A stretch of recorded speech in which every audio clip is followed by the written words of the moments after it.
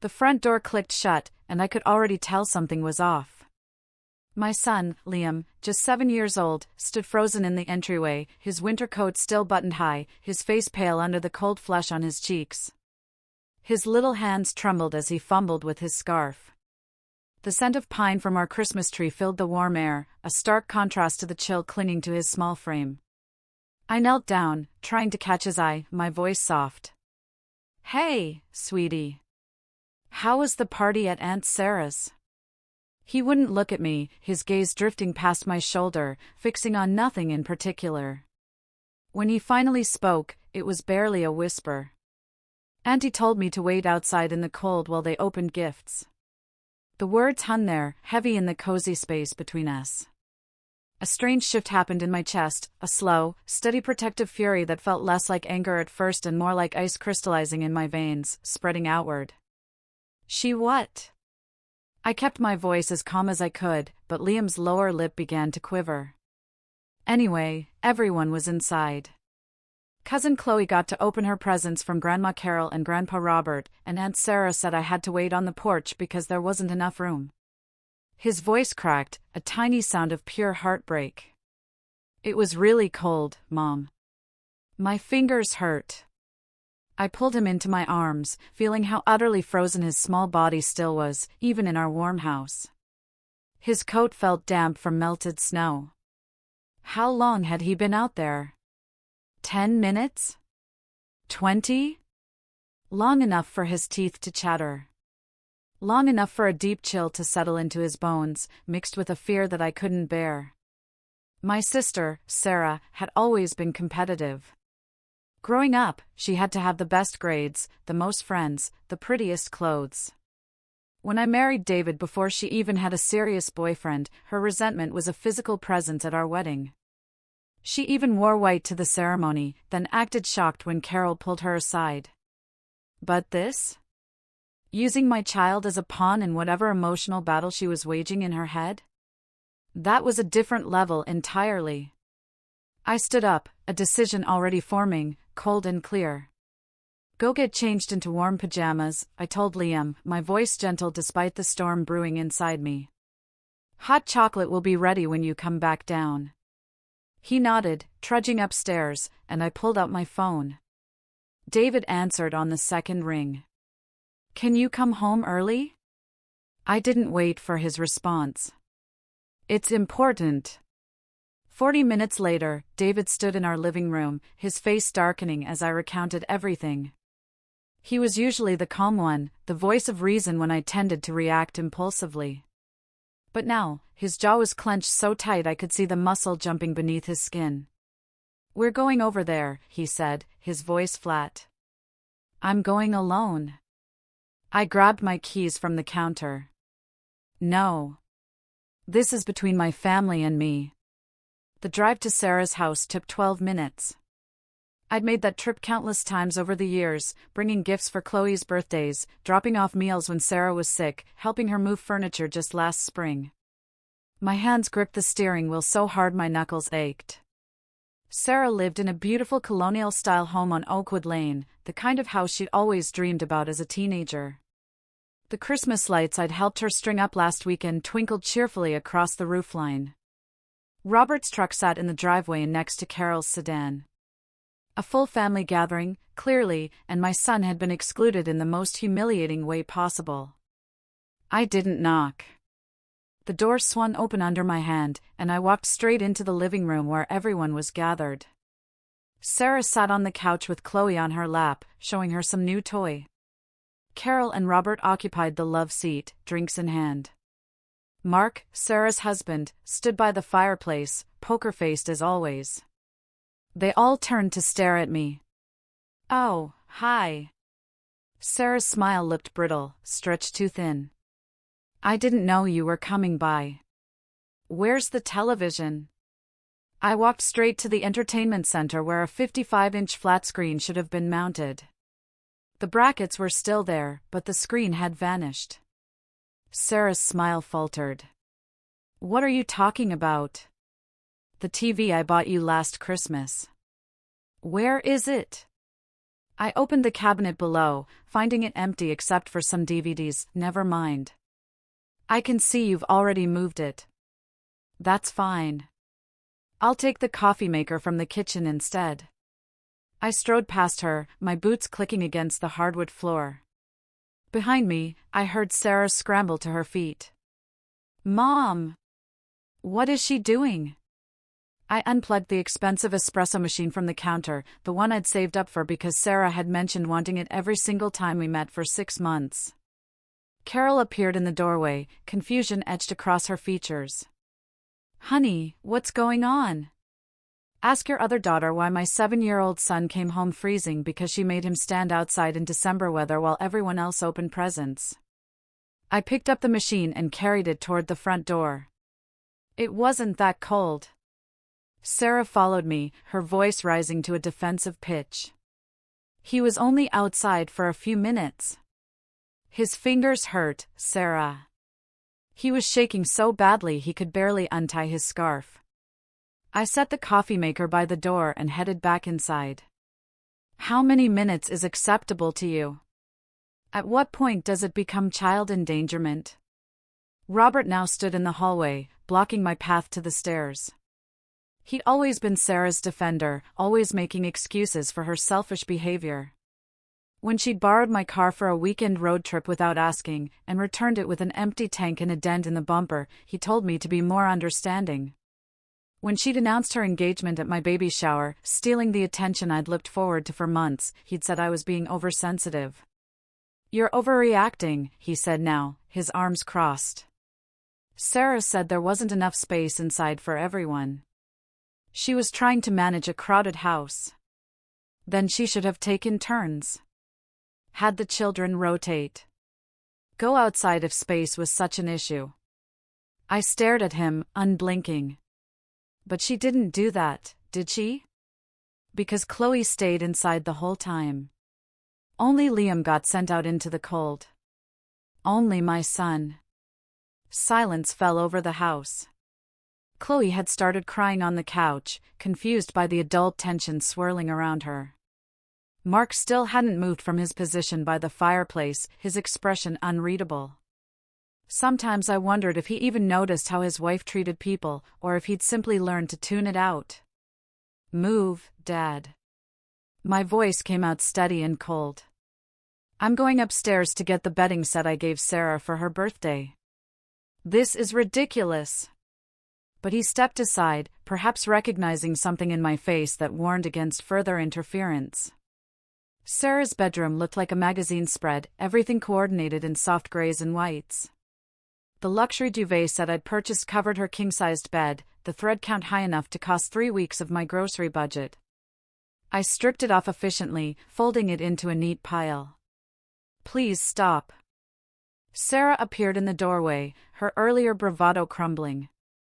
People make mistakes. I wasn't thinking clearly. There were so many people here, and Chloe was so excited. And you just made my child stand in the freezing cold while his cousin got spoiled rotten. I grabbed the matching pillow shams. Tell me, Sarah, what was going through your mind? Was it satisfying? Did it feel good to finally put my son in his place? I don't know what you mean.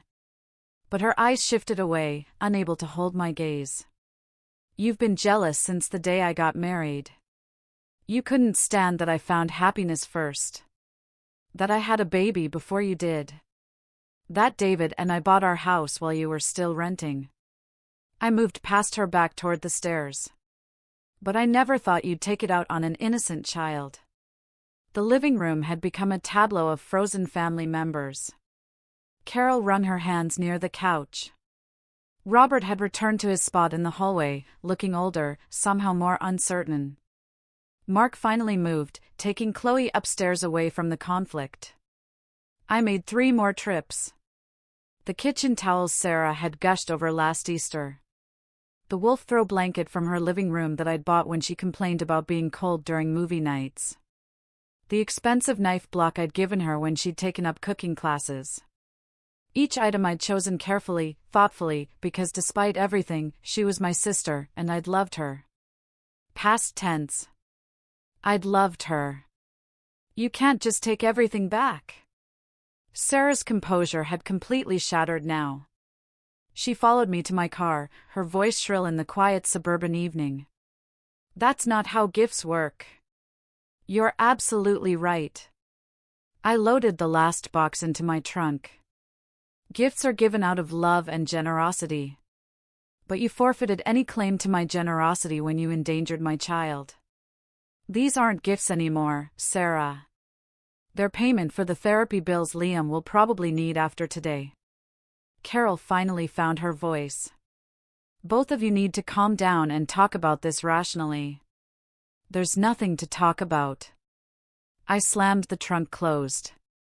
Liam won't be attending any more family functions at Sarah's house. If you want to see your grandson, you're welcome at my home. But I'm done pretending that her behavior is acceptable just because we share DNA. So, you're going to split the family apart over this? Robert's voice carried that familiar note of disappointment, the one that had made me feel small and guilty my entire childhood. The old me would have buckled under that tone, would have apologized, returned everything, and convinced myself I'd overreacted. But the new me, the mother who'd held her shaking child, felt nothing but pure resolve. I'm not splitting anything apart, Dad. Sarah did that the moment she chose her jealousy over my son's well-being. I opened my car door. You all get to decide what happens next. Either you acknowledge what she did was wrong and make sure it never happens again, or you lose access to Liam and me. Sarah's face had gone blotchy with tears. I said I was sorry. No, you didn't, actually. I paused with one foot in the car. You made excuses. You defended yourself. You minimized what you did. But you never once said you were sorry. The silence that followed felt heavy enough to crush bones.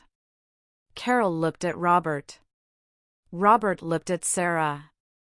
Sarah looked at the ground, her shoulders shaking with suppressed sobs. None of them spoke. That's what I thought. I slid into the driver's seat and started the engine.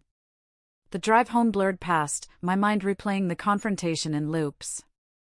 Had I gone too far? The question surfaced briefly, then drowned under the memory of Liam's trembling hands and whispered words. No. I'd gone exactly far enough. David met me at the door, helping carry the boxes inside without asking questions. He'd already put Liam to bed, reading him 3 extra stories to help chase away the bad memories. Our house felt warm and safe, a stark contrast to the cold atmosphere I'd left behind at Sarah's. How'd it go? David set the coffee maker on our kitchen counter.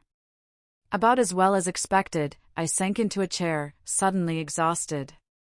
I don't think they understand yet, but they will. My phone started ringing 20 minutes later.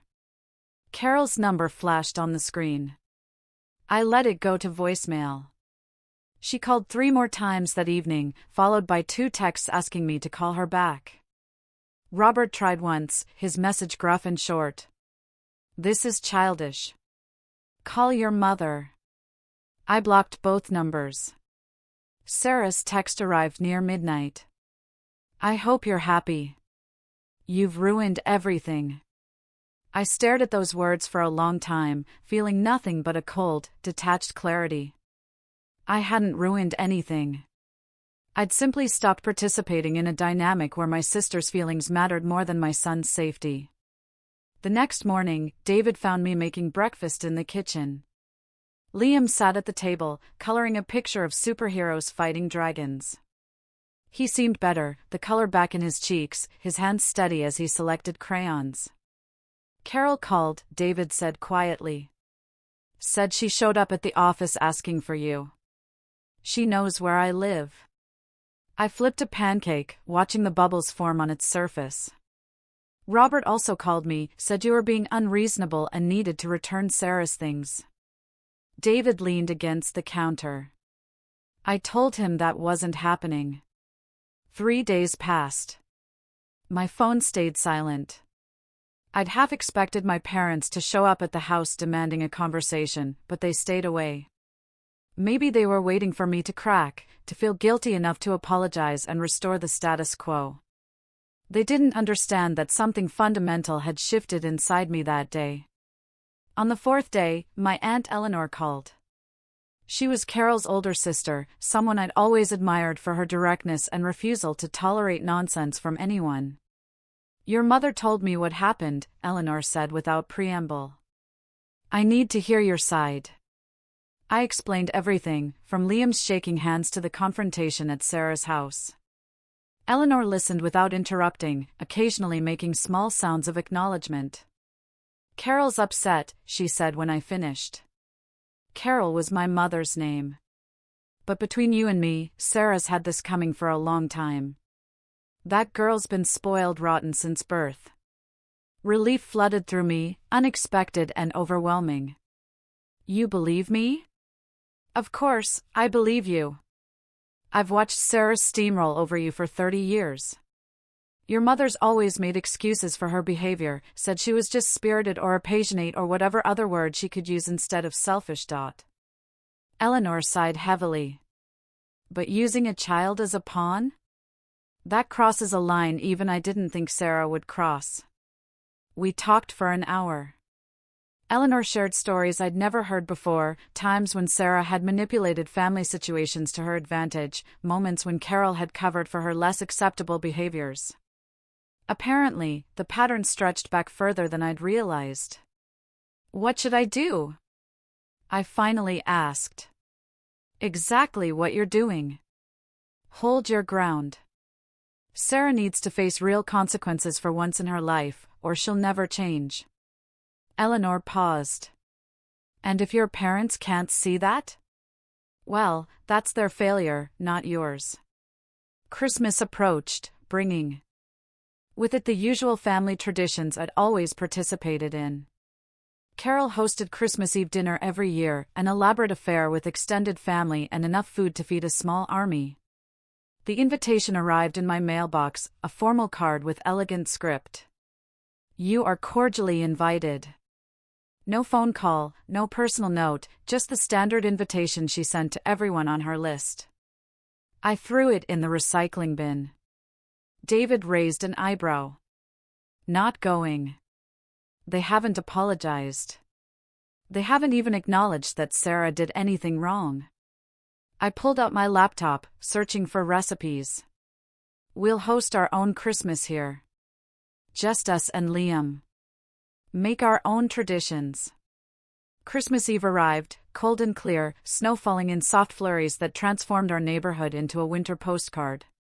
David and I spent the day cooking together while Liam decorated cookies at the kitchen table, his earlier trauma seemingly forgotten in the excitement of the holiday.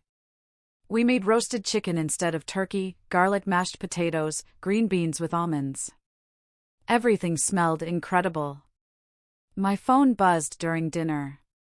Carol's number, finally calling after weeks of silence. I silenced it and passed the potatoes to David. "Aren't you going to answer that?" Liam asked around a mouthful of chicken. "Not tonight, buddy. Tonight's just for us." Carol left a voicemail. I listened to it later while cleaning up, David putting Liam to bed upstairs. "I don't understand why you're doing this." Her voice sounded thick with tears. "It's Christmas Eve, and you're not here. Sarah's devastated. She keeps crying, saying she's lost her sister over nothing. Your father thinks you've had some kind of breakdown. Please just come over. We can work this out." Over nothing. Those two words crystallized everything wrong with my family's dynamics. Carol saw Sarah's tears, heard her distress, and concluded I must be the problem. She couldn't conceive of a world where her golden child had genuinely done something unforgivable. I deleted the voicemail. January brought new developments. Eleanor called to report that Sarah had apparently been complaining to everyone who would listen about my dramatic overreaction. According to family gossip, I'd stolen her belongings, threatened her marriage, and was alienating her daughter from family members. The funny thing is, Eleanor said with dark amusement, most people are nodding along to be polite, but I've heard several cousins questioning Sarah's version of events. They've seen how she operates over the years. Validation felt strange after weeks of silence from my immediate family. Part of me had wondered if I'd misjudged the situation, if my protective instincts had warped my perspective. But hearing that others had witnessed Sarah's patterns reassured me. Has anyone confronted her about the truth? I asked. Your cousin Jessica straight up asked her why Liam was left outside in the cold. Sarah apparently burst into tears and left the room. Eleanor chuckled. Jessica told me she found the reaction very telling. February marked 2 months since the incident. Liam had stopped asking about visiting Aunt Sarah's house, his child's mind moving on to other concerns. He'd made a new best friend at school, discovered a passion for building with blocks, and generally seemed happier than before. Sometimes children possessed a resilience adults could only envy. David and I had settled into our new normal, a family unit of 3 without the extended drama. We went to movies on weekends, explored nearby hiking trails when weather permitted, and hosted dinners with friends who actually respected boundaries. Life felt lighter somehow, despite the family estrangement. Then Sarah showed up at my door on a Tuesday afternoon. I'd been folding laundry in the living room when the doorbell rang. Through the window, I could see her car in my driveway. Could see her standing on my porch, looking nervous and smaller than I remembered. She'd lost weight, her coat hung loose on her frame. Opening the door felt like crossing into dangerous territory, but curiosity won over caution. What do you want? I didn't invite her inside. Sarah's voice came out strained. Please, just 5 minutes.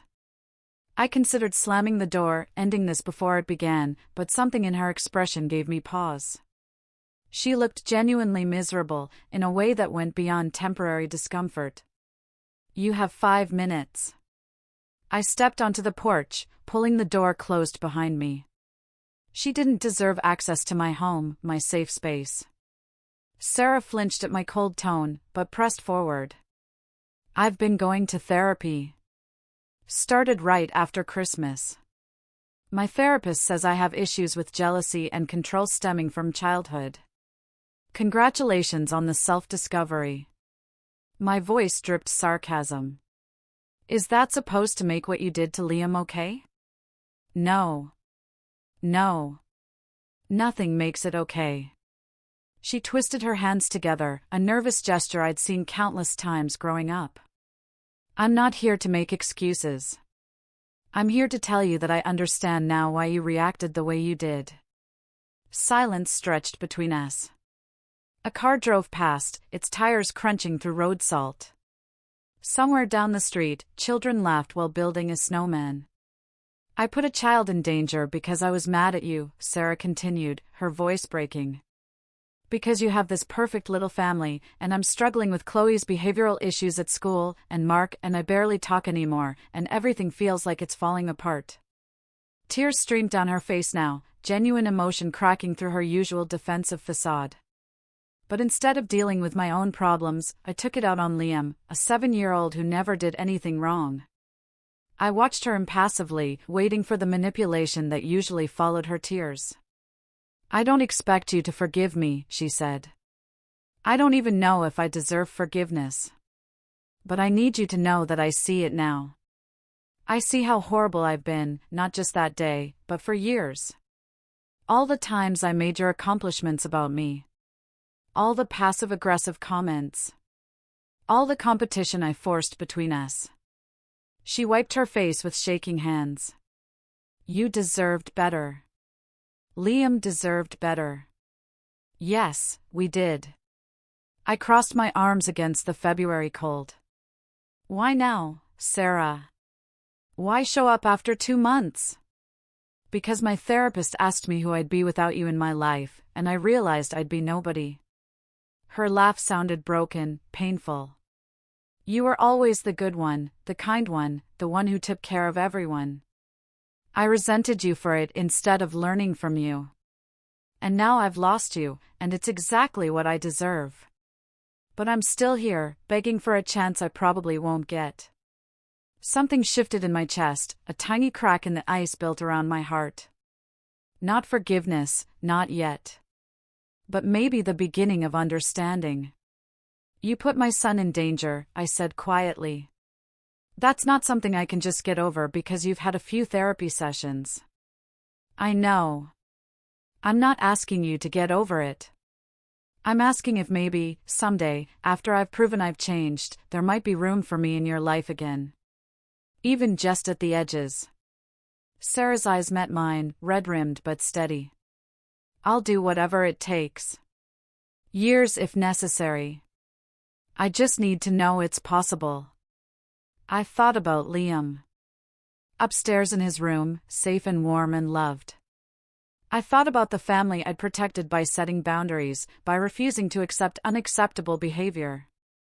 I thought about how much easier my life had become without the constant stress of managing Sarah's jealousy and Carol's enabling.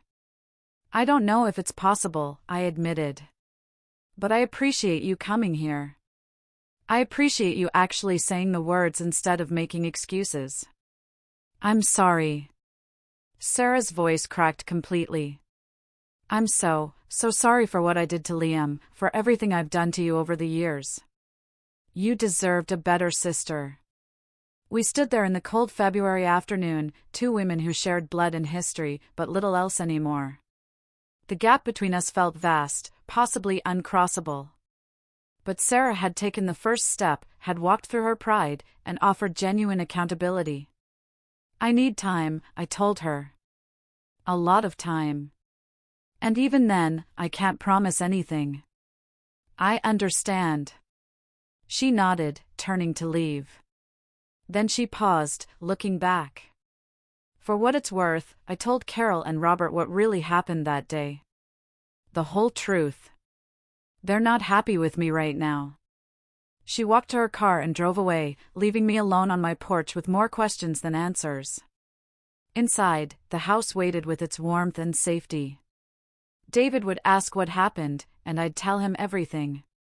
Together we'd decide how to move forward. My phone rang that evening. Carol's number appeared on the screen. This time, I answered. I owe you an apology, she said before I could speak. Sarah told us everything today. The real version, not the story she'd been telling everyone. I kept my voice neutral, waiting. And I should have believed you from the beginning. I should have protected my grandson instead of protecting Sarah's feelings. Carol's breath hitched. I've been a terrible mother to you, always making you accommodate her behavior. I'm ashamed of myself. The apology I'd waited months to hear felt strange now that it had arrived. Part of me wanted to rage at her, to catalog all the times she'd chosen Sarah over me throughout our lives, but mostly I just felt tired. Thank you for saying that, I replied. But words aren't enough anymore, Mom. I need to see actual change. I know. Your father and I have been talking about family therapy. All of us together, working through these patterns. She paused. Would you be willing to participate if we set it up? Family therapy? The idea felt simultaneously hopeful and exhausting. Could my family actually change decades of dysfunction? Did I have the energy to try? Let me think about it, I said finally. I'll discuss it with David and get back to you. That's fair. And sweetheart, I love you. I should have said that more. I should have shown it better. We talked for another 20 minutes, actually communicating instead of just exchanging pleasantries. Carol admitted things I'd never heard her acknowledge before, how she'd seen Sarah's jealousy but dismissed it as sibling rivalry, how she'd been overwhelmed by Sarah's intense emotions and taken the path of least resistance by giving in to her demands, how she'd failed to see the damage this caused me until it was almost too late. When I hung up, David found me sitting in the kitchen, staring at nothing. How do you feel? He asked, pulling up a chair beside me. Confused, relieved, angry, hopeful, I leaned against his shoulder. All of it at once. That sounds about right. He kissed the top of my head. What do you want to do? The question hung in the air. What did I want? To forgive and forget? To maintain the boundaries I'd established? To cautiously rebuild while protecting my son? I want to take it one day at a time, I said slowly. Let Sarah prove herself through actions, not words. See if Mom and Dad actually follow through on therapy. Keep Liam safe above everything else. Sounds like a solid plan. David squeezed my hand. Whatever you decide, I'm with you. Spring arrived gradually, winter releasing its grip one cold morning at a time. Sarah's therapy continued, and she started sending periodic updates through Eleanor, respecting my need for space while showing her progress. Small things at first, how she'd recognized a jealous thought and worked through it instead of acting on it, how she'd apologized to Mark for years of resentment she'd been directing at him, how she'd enrolled Chloe in counseling to address behavioral issues instead of ignoring them. Carol and Robert set up the family therapy sessions, though I declined to attend the first few. I wanted to see their commitment before investing my time and emotional energy. Eleanor reported back that they were actually participating, actually examining their parenting mistakes instead of defending themselves. By May, I agreed to have coffee with Sarah. Just the two of us, in a public place, with clear time limits. She looked healthier than she had in February, more settled in her own skin.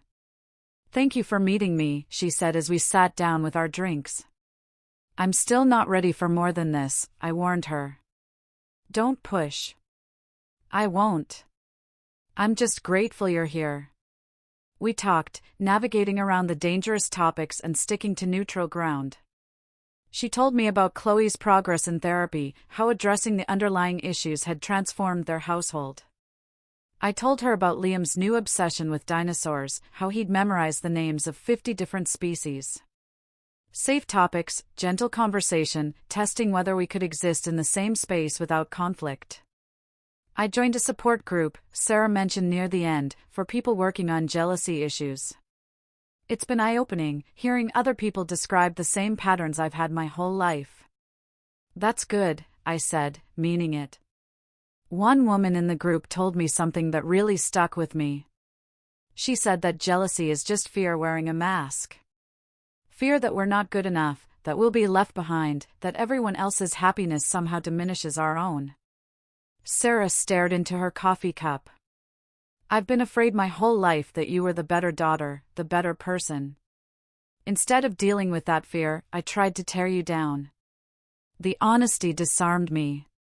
Old Sarah would have deflected, made excuses, turned the conversation back to her own victimhood. This version took responsibility, examined her motivations, and did the uncomfortable work of self-reflection. I appreciate you sharing that, I said quietly. We parted with a tentative hug, nothing like the easy embraces we'd shared years ago, but a start. Progress measured in inches rather than miles. The family therapy sessions began in June. Walking into that office felt like volunteering for emotional surgery without anesthesia, but I committed to trying. Carol and Robert sat on one couch, Sarah and I on separate chairs. The therapist, a calm woman named Dr. Miller, guided us through exercises in communication and boundary setting. Tell your sister how her actions made you feel, Dr. Miller prompted during our third session. I looked at Sarah across the small office. Betrayed, furious, protective. When Liam came home shaking, I saw red. But underneath the anger was this deep hurt that you'd use my child to hurt me. It made me question every good memory we had together. Sarah's eyes filled with tears, but she didn't look away. I understand. I destroyed your trust completely that day, and all the days before it when I prioritized my jealousy over your feelings. And what about you? Dr. Miller turned to Sarah. What do you need from your sister? Patience, while I prove I've changed. And honestly, I need her to know that I see her now. Really see her, not as competition, but as a person who deserves respect and love. Sarah's hands twisted in her lap. I wasted so many years being envious when I should have been grateful to have a sister like her. The sessions continued through the summer. Some days brought breakthroughs. Others ended with tension still crackling in the air. But slowly, painfully, we began rebuilding something from the ruins of our relationship. Not the same bond we'd had before, that was gone forever, but maybe something more honest, built on accountability instead of obligation. In August, I agreed to bring Liam to a supervised family gathering at Eleanor's house. My aunt had offered to host, providing neutral territory and an extra set of watchful eyes. Carol and Robert came, Sarah with Chloe and Mark. The first hour felt stiff and awkward, everyone trying too hard to act normal. Then Liam and Chloe discovered Eleanor's collection of board games in the closet, and their delighted squeals broke the tension. They raced around the house, playing and laughing, oblivious to the adult complexities swirling around them. Sarah watched them with an expression I couldn't quite read, longing mixed with regret. "They're good kids," she said quietly, standing next to me by the window. "They are." I kept my eyes on Liam, making sure he stayed happy and included. "I promise I'll never hurt him again. Or you." Sarah's voice carried absolute conviction. "I know promises don't mean much after what I did, but I need you to hear it anyway." I glanced at her, seeing the sincerity in her face. "I believe you're trying." "That's enough for now." The gathering ended successfully, Liam chattering happily about how much fun he'd had with Chloe. In the car ride home, he asked when we could visit Eleanor's house again. "Soon, buddy," I promised, meeting David's eyes in the rearview mirror. September brought a surprise development. Sarah called, asking if she could take Liam to the Science Discovery Center as a way of making amends. My instinct screamed, no. Every protective impulse flared at once. But David gently pointed out that healing required trust, and trust required opportunities to prove worthiness. "I'll meet you there," I told Sarah. "We can all go together." The museum trip became a template for future interactions, controlled environments, clear expectations, my presence ensuring Liam's safety. Sarah never pushed for more than I offered, never complained about the boundaries I maintained. She showed up consistently, kept her promises, and demonstrated through actions that she genuinely changed. By October, 10 months after the incident that had shattered our family, we'd achieved something resembling normalcy. Not the old normal where I'd absorbed Sarah's bad behavior to keep the peace, but a new equilibrium built on mutual respect and honest communication. Carol and Robert had worked through their enabling patterns in therapy, learning to hold Sarah accountable instead of making excuses. Sarah continued her individual work, dismantling the jealousy that had poisoned her relationships. Liam, remarkably resilient as children often are, had forgiven more easily than I could. He enjoyed spending time with Chloe again, though he understood the rules about never being left alone at Sarah's house. The boundaries I'd established that cold December night remained firmly in place, protecting my son while allowing carefully monitored family connections. "Do you regret it?" David asked one evening as we sat on our porch, watching autumn leaves fall. "Everything that happened last year." I thought about the question carefully. Did I regret standing up for my son? Absolutely not. Did I regret the pain and division that followed? The answer felt more complicated. "I regret that it was necessary," I said finally. "I regret that my family couldn't see Sarah's behavior until I forced them to confront it. But I don't regret protecting Liam. I'd do it again in a heartbeat." "Good answer." He squeezed my hand. Inside the house, Liam practiced piano, the notes floating through the evening air. My son, safe and loved and thriving. Sarah had taken something precious from him that December day, but she hadn't broken him. And in the process of protecting him, I'd found a strength I never knew I possessed. The road to rebuilding trust stretched long ahead of us. Years of careful steps and consistent actions. Some days would be harder than others. Some wounds might never fully heal. But we were moving forward instead of staying trapped in dysfunctional patterns. And that progress mattered. My family would never be perfect, but maybe with enough work and honesty and respect for boundaries, we could become functional. That seemed like a worthwhile goal to work toward. And if we couldn't? If Sarah backslid, or Carol and Robert returned to their old enabling ways? Then I had my answer ready, forged in the fire of that December confrontation. I'd choose my son every single time, without hesitation or regret. Some lines, once crossed, redrew the map entirely. Sarah had learned that lesson the hard way. But she'd also learned that redemption remained possible for those willing to do the real work of change. Time would tell if that work continued. For now, I'd take each day as it came, protecting my family while cautiously opening doors I'd slammed shut a year ago. Balance felt like walking a tightrope, but I'd grown stronger in the walking. The porch light flickered on automatically as dusk settled over our neighborhood. Inside, Liam's piano practice shifted to a song I recognized, a simple melody about new beginnings. How fitting. David and I sat together in the growing darkness, listening to our son's music and contemplating all the complicated ways families break apart and slowly piece themselves back together. Tomorrow would bring new challenges, new decisions about boundaries and forgiveness and trust.